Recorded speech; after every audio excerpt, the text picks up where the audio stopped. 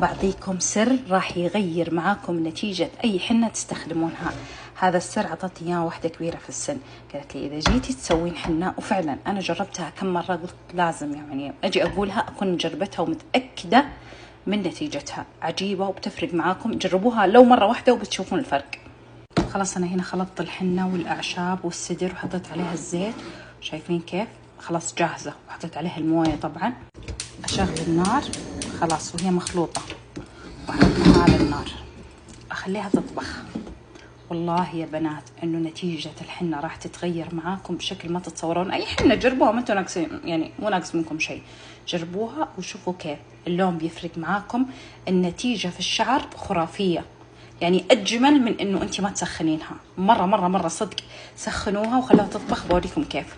شوفوا أصلا لون الحنة يبدأ يغير معكم، شايفين اللون بدأ يغمق من هنا، تبدأ تغمق معاكم الحنة. شوفوا الحواف كيف، يعني لو تشوفون بداية الفيديو وتشوفون الحين لما بدأ يطبخ على النار بيتغير اللون، شايفين؟ يمكن واضح كذا فرق بين أول ملعقة استخدمتها، شوفوا اللون، وهذه الملعقة الثانية، شوفوا كيف يبدأ يتغير معانا اللون الحنة. بنات قسما بالله العظيم بوريكم دقيقة، خليني اخذ شوي حار هو، بس بوريكم هذه النقطة كيف بيصير لونها. اقل من دقيقة، شوف شايفين اللون؟ بوضح لكم اياه كويس. شوفوا اقل من دقيقة، شوفوا كيف اللون تغير تماما. جربوها مرة واحدة، بس مرة واحدة، وشوفوا النتيجة كيف تفرق عن أي مرة استخدمتي فيها الحنة بدون ما تطبخينها كذا. بنات شوفوا غسلتها بموية، شوفوا في أقل من دقيقة حرفيا.